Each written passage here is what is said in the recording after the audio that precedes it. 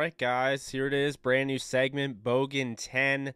I'm going to be doing my thoughts, giving my thoughts, and doing my top 10, my power rankings after week 1. A lot of fun football that we came across. We're going to start from the top. Number 10 is the Denver Broncos. Look, I wasn't expecting to put them here. I have the Giants winning this game at MetLife Stadium, but the fact of the matter is Teddy Bridgewater played some very good football. That defense, Vic Fangio has to be feeling great about. They were just able to really dominate the Giants. I mean, the Giants had a chance late in the game, and they were put away. And, you know, they had 70-yard touchdown, the truly the knife in the gut, so to speak, with Melvin Gordon. The Broncos are a team that has my attention. As you know, the AFC West and the NFC West both went 4-0. The Broncos are 1-0 so far. We'll see what they do. They come in at 10. Number 9, we have the Seattle Seahawks, who beat the Indianapolis Colts 28-16. This is a very interesting team. Obviously, they go out and they get some help on the offensive line. You know, they did extend Dwayne Brown. And you go out, you get, D. Eskridge, a guy that I really liked in the draft in the second round. You have Shane Waldron, you have Andy Dickerson coming over from the Rams to establish that culture. You could definitely see Shane Waldron and his game plan and the way he was calling the game was definitely very different from last season. So that's a good sign. If you're a Seattle Seahawks fan, you have to like that.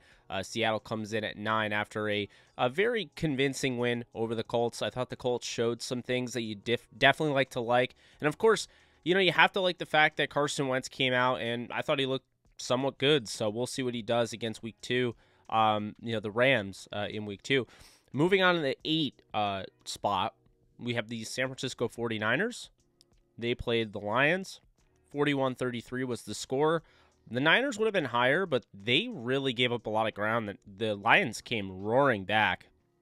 And to me, I was on the road, don't get me wrong, but they did just lose Mostert. They did just lose Verrett for the rest of the season. I do think Verrett is an absolute gut-wrencher. I mean, to me, Verrett is such a great corner. He's a top 15 corner when healthy. That's a huge loss. And I'm not surprised the Lions started to come back when he came out of the game. So I have them at 8. Number 7, the LA Chargers. Yes, the LA Chargers. That is right. I have them at 7. They beat the Washington football team on the road 20-16. Good teams win on the road. Even better teams win on the road convincingly. This score does not indicate how well the Chargers played, and mainly speaking, Rashawn Slater, the rookie left tackle who's going to be protecting Justin Herbert for the next 10 years in all hopefulness. Look, Rashawn Slater was dominant. He really shut down Chase Young just like he did in college.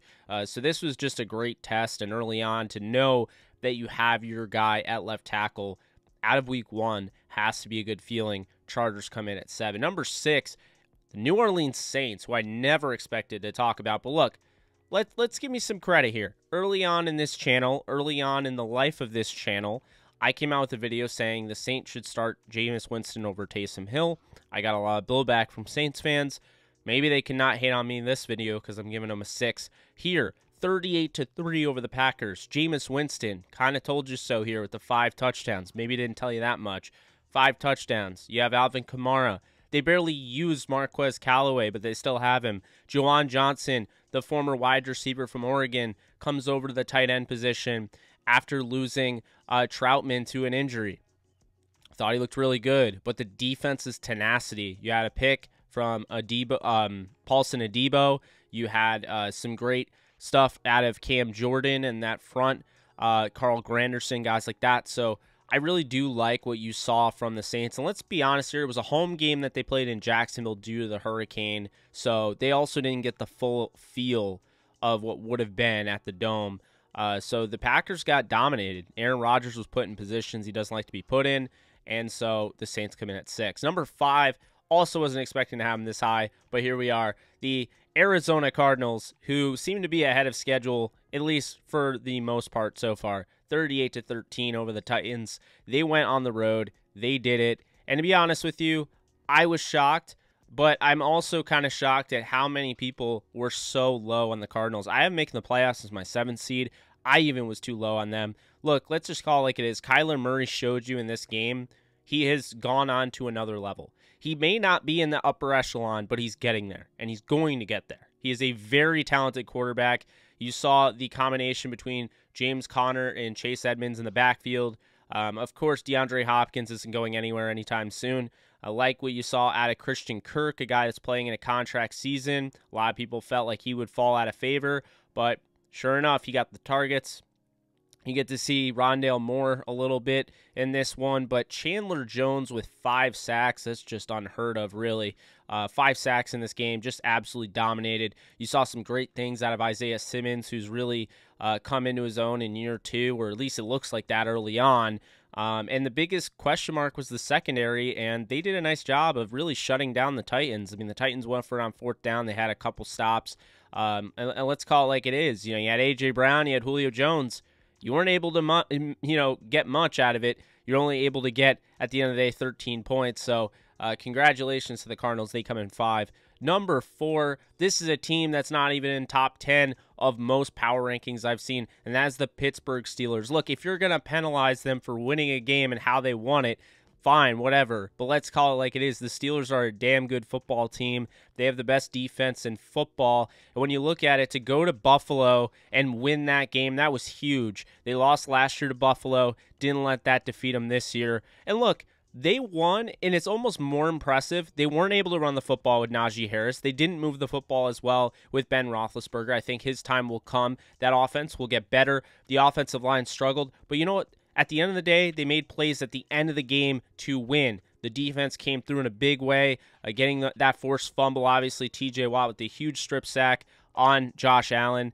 And then, of course, playing complementary, all 3 phases football. You get a pump block by Miles Killebrew, and then scoop and score by Ulysses Gilbert. And to me, the Steelers kind of showed you, they didn't win in the most satisfying way. But it was honestly, it shows. It's a team sport, and to win in all 3 phases is definitely impressive on the road. The Steelers come in at 4, and they're a team that I would definitely be watching to potentially challenge for that number 1 slot in the AFC. Moving on, number 3, Kansas City Chiefs. They're not going anywhere. They lost the Super Bowl, but they didn't lose the first game of the season against the Browns. Look, the Browns played well, but at the end of the day, the Chiefs did a little bit more.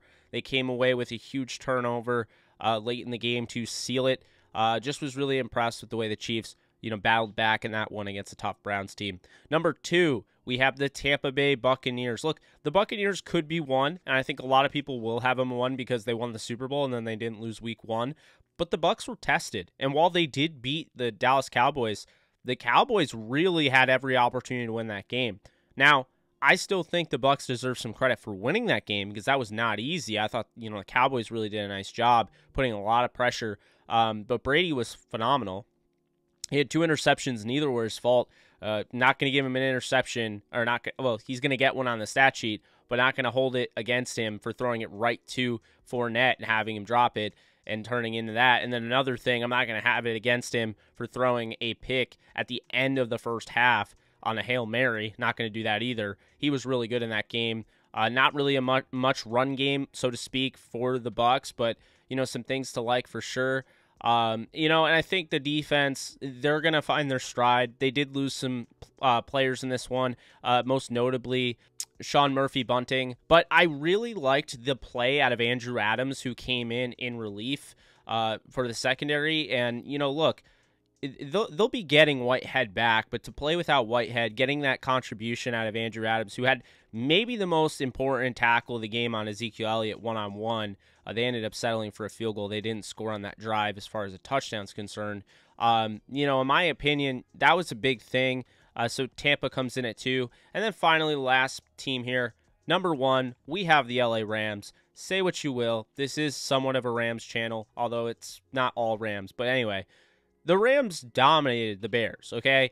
The Rams didn't show their full hand. The Rams didn't have to show their full hand. They won 34-14 at SoFi Stadium, looking like a true home field advantage there. SoFi was rocking. It was loud. You could hear it in the telecast. I'm sure it was loud if you were there. Look, Darrell Henderson didn't have to run for over 100-something yards, but he made it count when they needed him to.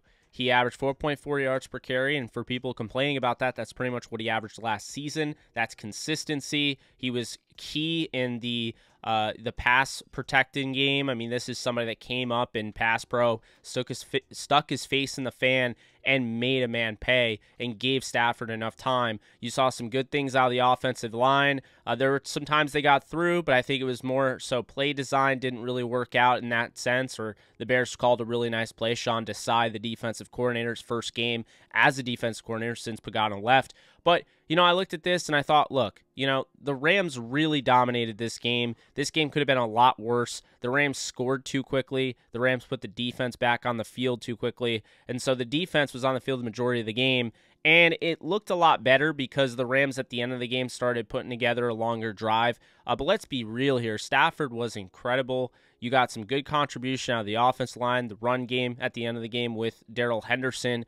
Cooper Kupp and him just established this, you know, key connection there. But you have the deep ball with Van Jefferson. You have Deshaun Jackson there. You have Robert Woods. Tyler Higbee looked very good on the defensive side. You know, you got to look all the way around. That defense is going to be a lot better in the next game and the games, you know, coming up. But they really did a nice job, I thought, all in all.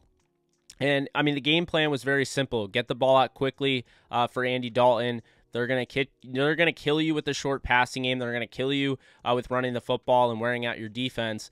But the Rams' bend don't break style only allowed 14 points. And if you're gonna say they couldn't stop the run, keep in mind you take away that 44-yard run by David Montgomery, and the game looks a lot different. So yeah, I did think they did a nice job of buckling down, stopping the run. Very light boxes up front. You know, they weren't loading the box by any stretch, just playing their style. And, you know, Jalen Ramsey showing that he could play that star position where he's all over the field playing the Where's Waldo role, so to speak. Just thought was definitely impressive. So the Rams look like the best team. And I said that. It's why I have them as the Super Bowl favorite.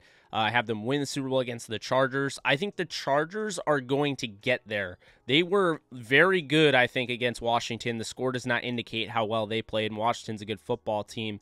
You look at the Rams, though, they're pretty much where I thought they were, and they're nowhere near where they're going to be at the end of the season, just like the Chargers. But the Chargers aren't quite up top. It's going to take them a little bit to build up to that level. I think the Rams are already the top team and only going to get better. Think last year with the Tampa Bay Buccaneers, but ahead of schedule since the Buccaneers had a rough start to start the season. So that's going to do it for me. If you guys enjoyed this, you can check out my other videos up top. But guys, please be sure to subscribe, like this video, and drop a comment. Let's discuss. If you have any quarrels with any sort of my beliefs in the top 10, go ahead. We're going to be doing this every week. Bogen 10, I'm out. Later.